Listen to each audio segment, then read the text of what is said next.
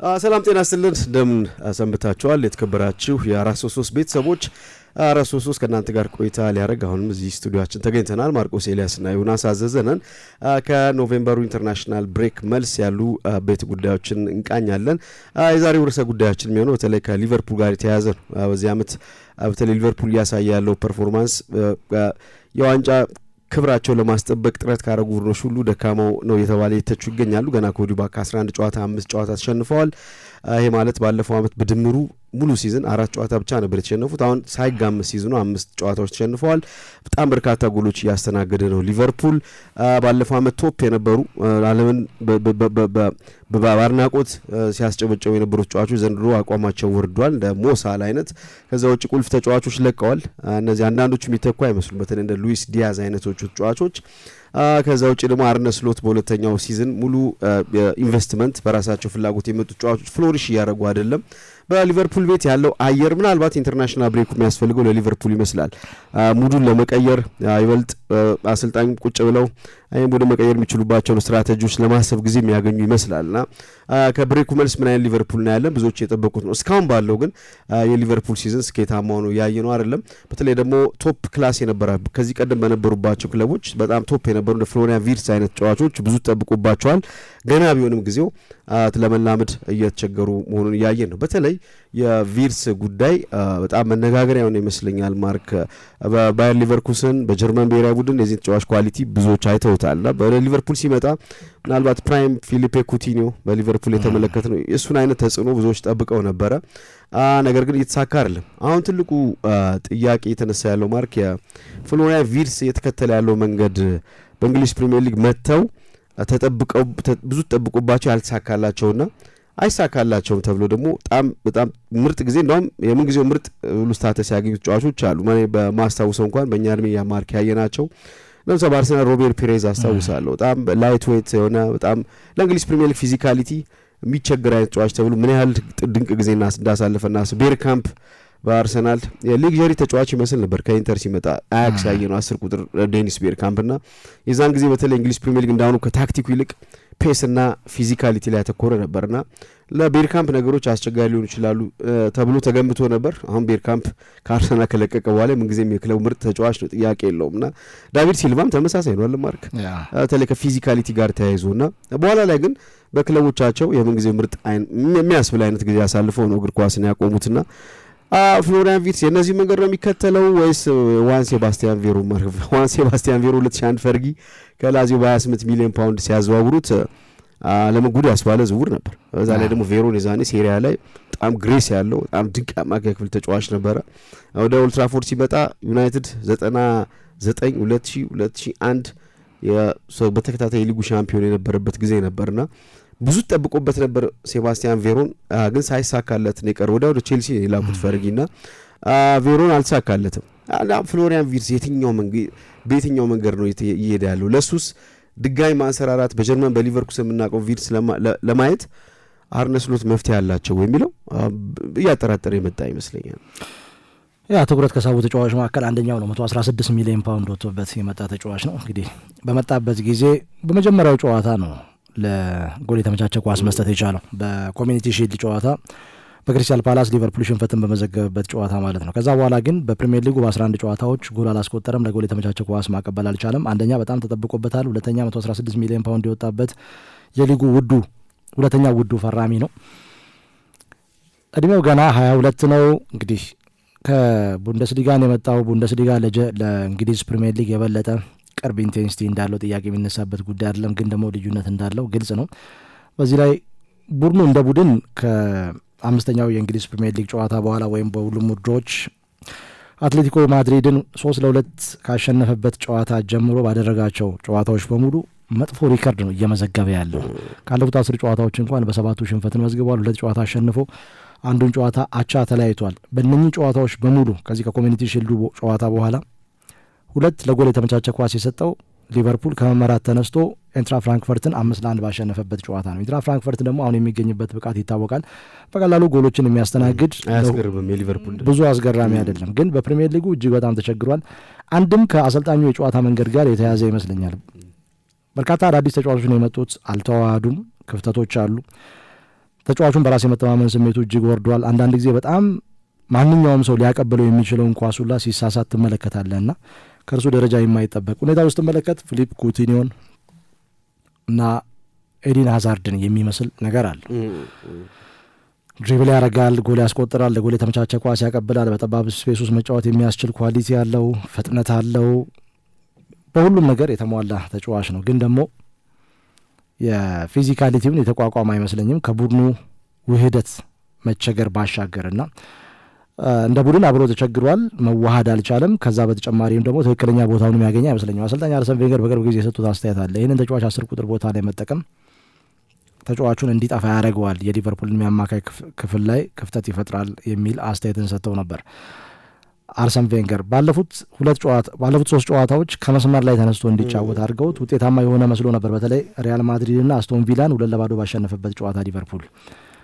ግን በማንቸስተር ሲቲ ጨዋታ ደግሞ የተመለከትነው ፍሎሪያን ቪርትዝ እጅግ በጣም ደካማውን ተጫዋች የተመለከትነው። እንግዲህ እንደዚህ አይነት አጋጣሚዎች ሲከሰቱ ለእኔ ምናልባት የዚህ የክሪስማስ ትሪ ፎርሜሽን ተጫዋቹን ውጤታማ የሚያደርግ ይመስለኛል። ማንቸስተር ሲቲ ልክ የኢትያዱ ጨዋታ ይዞት የገባው ስትራቴጂ የክሪስማስ ትሪ አድቫንቴጅ ምንድን ነው? ከፊት ላይ አንድ አጥቂ አለ፣ ከአጥቂው ጀርባ 2 10 ቁጥሮች አሉ። ከእነሱ መካከል አንደኛው ከግራ መስመር ተነስቶ ቢጫወት የተሻለ ይሆናል ብዬ አስባለሁ። በምክንያትነት ማስቀምጠው አንደኛ ከጀርባው ድጋፎች አሉት። 3ቱ ከጀርባ ያሉት አማካዮች የአማካይ ተከላካይ ባህሪ ያላቸው ናቸው።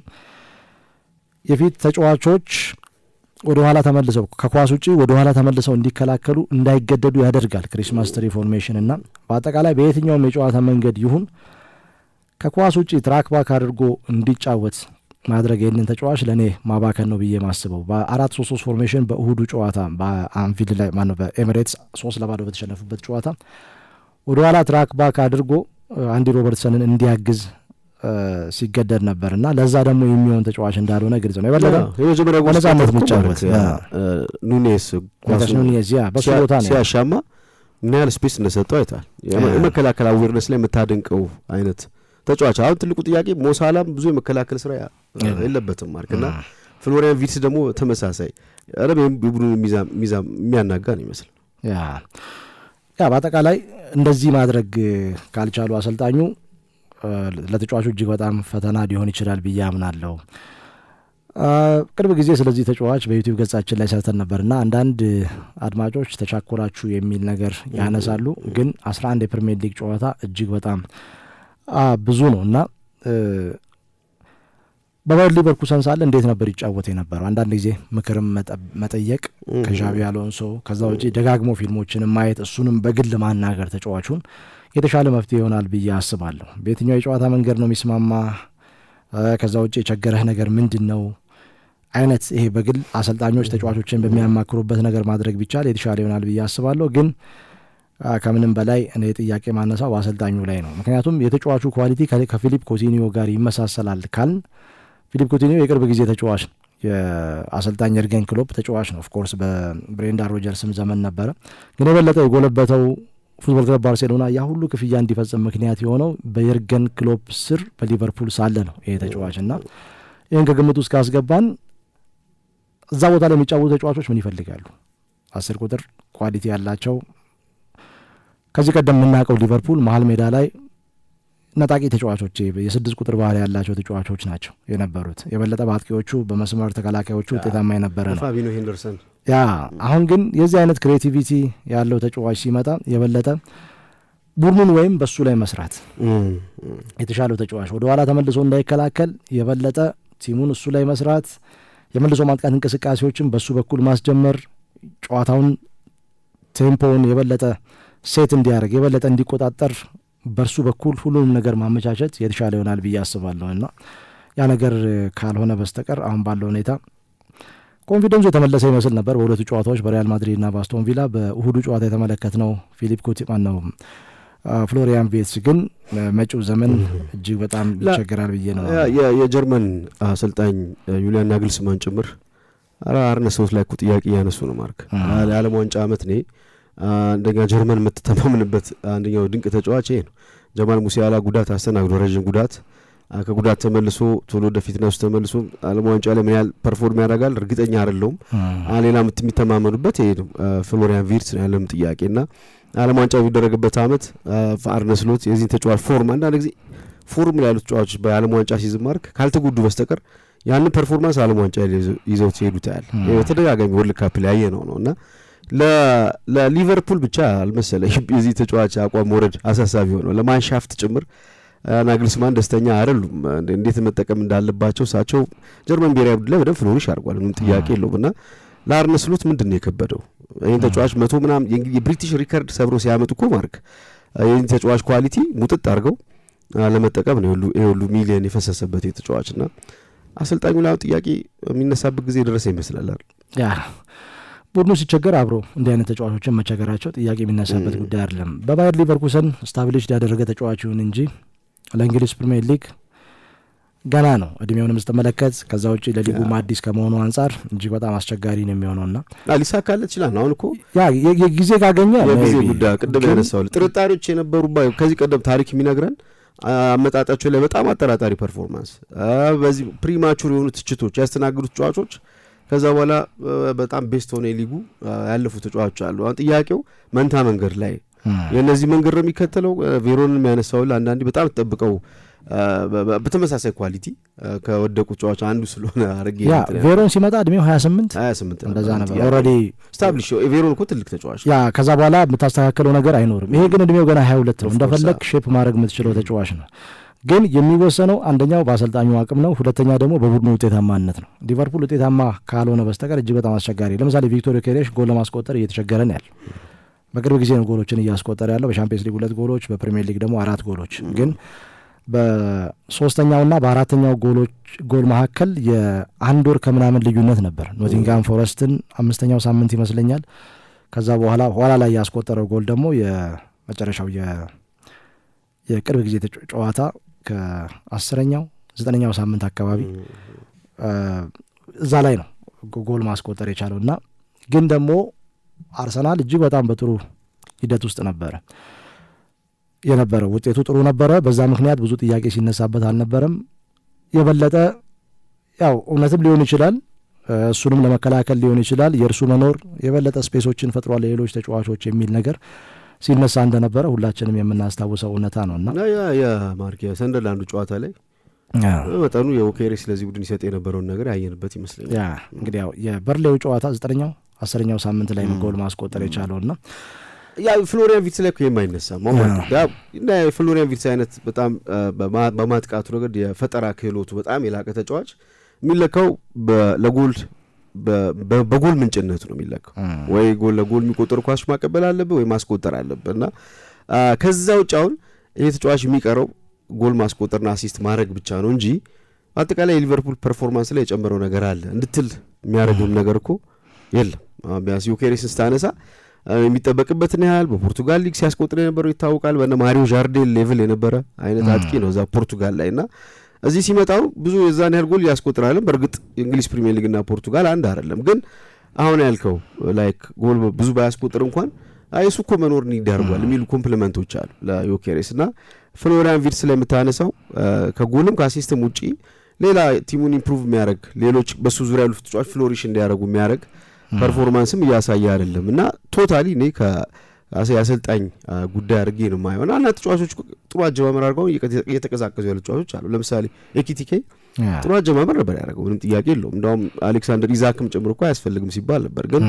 ቀስ እያለ እኮ ማረከ ኤኪቲኬም እኮ አሁን ቀስ እያለ እየተቀዛቀዘ የመጣ ይመስላል ከአጠቃላይ ከቡድኑ መውረድ ጋር ተያይዞ ያ በሊቨርፑል የሚታወሱ ጥምረቶች ነበሩ ለምሳሌ ስቴቨን ጀራርድ እና እንደዚሁም ደግሞ ኤልኒኖ ፈርናንዶ ቶሬስ የሚጠቀስ ጥምረት ነውና የበለጠ ቲሙን እሱ ላይ መስራት እና የሁለትዮሽ ጥምረት ኢቭን አሁን ቅርብ ጊዜ በናፖሊ የተመለከትነው ጥምረት ነበር ኬቨን ደብሮይንና ከዛ ውጪ ራስመስ ሆይሉንድ ወይም ኬቨን ደብሮይንና ኤርሊንግ ብራውት ሃላንድ በማንቸስተር ሲቲ ቡድኑን በሱ ላይ መስራት ከዛ ውጪ የሆነ የሚስተር ኤክስ እና የሚስተር ዋይ ጥምረት አይነት ቢሆን የተሻለ ይሆናል ብዬ አስባለሁ ላምፓርድ ድሮግባ ያ እንደዚህ አይነት ጥምረቶች ሰኖንጊሜን ሃሪኬን እንደዚህ አይነትና ያ ከሌለ በስተቀር እጅግ በጣም አስቸጋሪ ይመስለኛል አሁን ባለው ሁኔታ የበለጠ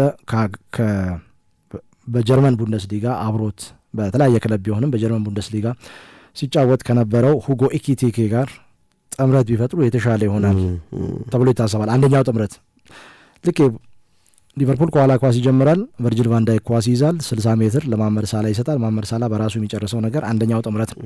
የቨርጂል ቫን ዳይክ ረዣዥም ኳሶች ባይኖሩ የሚቆረጡ ኳሶች ናቸው እነኛ ኳሶች፣ ግን አንድም ቀን ሲዛነፉ አልተመለከትንም። እንዲህ አይነት ጥምረቶች በፍሎሪያን ቪርትስና እንደዚሁም በሁጎ ኢኪቲኬ በኩል ቢኖር የተሻለ ይሆናል ብዬ አስባለሁ እና የቡድኑም ውጤታማ አለመሆን በራስ የመተማመን ስሜቱን በየጊዜው እያወረደው መጥቷል። በጀርመን ብሔራዊ ቡድን ምናልባት በክለብ ደረጃ ሌላ አይነት ተጫዋቾች አሉ። በብሔራዊ ቡድን ደረጃ ደግሞ በክለብ ብቃታቸው የቱንም ያህል የወረደ ብቃት ቢያሳዩ፣ የቱንም ያህል የሚያስተች ብቃት ቢያሳዩ፣ በብሔራዊ ቡድን ደረጃ ደግሞ ውጤታማ የሚሆኑ ተጫዋቾች አሉ።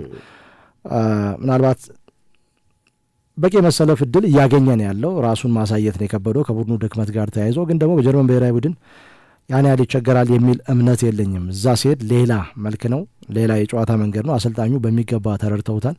እዚህ ያሉት አሰልጣኝ ደግሞ አይደለም አንዱን ተጫዋች አምና ዋንጫ እንዲወስድ ያደረጉትን ቡድን ዘንድሮ አስከፊ ሽንፈት ውስጥ እንዲዘፈቅ አድርገውታል። እንግዲህ ሰሞኑን ስንጠቅስ እንደነበረው ኮንትራት ሊያስፈርማቸው ሊቨርፑል አዘጋጅቶ በኋላ ላይ ወደ ኋላ የተመለሰበት አጋጣሚ በምክንያት የሆነ ነው፣ ዝም ብሎ አይደለምና ከ2015-16 የውድድር ዘመን በኋላ በዚህ ስቴጅ በርካታ የሊግ ጨዋታ የተሸነፈ የመጀመሪያው ቡድን ሆኗል። ያን ጊዜ ቼልሲ በ6 ጨዋታ ተሸንፎ አሰልጣኝ ጆዜ ሞሪኒዮን ማሰናበቱ ይታወቃል። የወቅቱ ሻምፒዮን ሆኖ 2014-15 የውድድር ዘመን በኋላ ላይ እንደተለመደው አሰልጣኝ ጉስ ሂድኒክ የመጡበት ጊዜ ነበርና ቼልሲ በዛ የውድድር ዘመን 9ኛ ደረጃን ምናምን ነበር ይዞ የፈጸመውና የወቅቱ ሻምፒዮን ሆኖ አሁንም ሊቨርፑል ወደዛ አይነት መንገድ ነው እየገባ ያለው። ለአዳዲስ ተጫዋቾች አይደለም። ባለፈው የውድድር ዘመን በርካታ ጎሎችን አስቆጥሮ የአመቱ ኮከብ ጎል አግቢ ለሆነው መሐመድ ሳላ ሳይቀር የሊቨርፑል የዘንድሮ ጉዞ እጅግ በጣም አስቸጋሪ ነውና በራስ የመተማመን ስሜትን ያሳጣል፣ ብዙ ነገር ያጠፋል። የናግልስማንም ስጋት ኳሊቲው ይታወቃል። ማርክ 22 አመቱ ነው እና ማደግ በሚገባው መንገድ በየዕለቱ ዴቨሎፕ እንዳያደርግ እድገቱ ጊዜውን የጠበቀ እንዳይሆን ሊያደርገው ይችላል ስጋት ይመስለኛል ያላቸው። እሳቸው እንዳልኩ አጠቃቀሙን ያውቁታል፣ ግን አብዛኛው ጊዜ የሚያሳልፈው ከክለቡ ጋር ምንም ጥያቄ የለውም። እሳቸው ለምሳሌ በ2020 በዩሮ 24 ያዩት ቪርትስ አለ፣ ከዛ በወርልድ ካፕ 2026 ደግሞ በጣም የተሻለ ፖቴንሻሉ የነካ የመጨረሻውን ጣሪያ የነካውን ፍሎሪያን ቪርትስ ነው የሚጠብቁት። ያን ደግሞ ለማድረግ አብዛኛው ጊዜ የሚያሳልፈው በክለብ ሌቭል በሊቨርፑል ልምድ ሜዳ ነው ጊዜ የሚያሳልፈው፣ ከአሰልጣኙ ጋር ነው ብዙ ጊዜ የሚያሳልፈውና እድገቱ ላይ የተወሰነ ላግ የማድረግ ነገር ሊፈጥርበት ይችላል የሚል ስጋት አላቸው። እናንተስ አድማጮቻችን በዚህ ጉዳይ ላይ ምን ትላላችሁ? ፍሎሪያን ቪርትስ ጊዜ ቢሰጠው እንደነ ዳቪድ ሲልቫ አይነት ታላቅ ተጫዋቾችን ያጠናቅቃ እንደነ ሮቤር ፒሬዝ አይነት በአርሰናል ሲመጡ ጥርጣሬዎች የነበሩ ወይስ እንደ ዋን ሴባስቲያን ቬሮን ላይ ሳካል ይችላል የሚለው ብዙዎች እየጠየቁ ያሉት ጥያቄ ነው። እናንተም ከነ ምክንያታችሁ እስቲ በዚህ ጉዳይ ላይ እንድትወያዩበት ክፍት አድርገናል የአስተያየት መስጫ ሳጥኑን። ከኛ ጋር ቆይታ ስላደረጋችሁ እጅግ አድርገን እናመሰግናለን። 433 ማርኪዮን የሚል የዩቲዩብ ገጻችን ነው። የደወል ምልክት ተጭናችሁ ሁልጊዜም አዳዲስ መረጃዎች ሲኖሩ ወዲያው ማግኘት ትችላላችሁ። እንደዚሁም ሰብስክራይብ እና የኛ ቤተሰብ አባል መሆናችሁን አትዘንጉ እና የኛ የክብር ስፖንሰሮች ሁልጊዜም እንደምንለው እናንተ አድማጮችና ተከታዮቻችን ናችሁ። በሌሎች ዝግጅቶች እንደዚሁ በሌላ ጊዜ እንጠብቃችኋለን። ለአሁኑ ግን ማርቆስና ዮናስ በዚሁ እንሰናበታለን። መልካም ውሎ ይሁንላችሁ።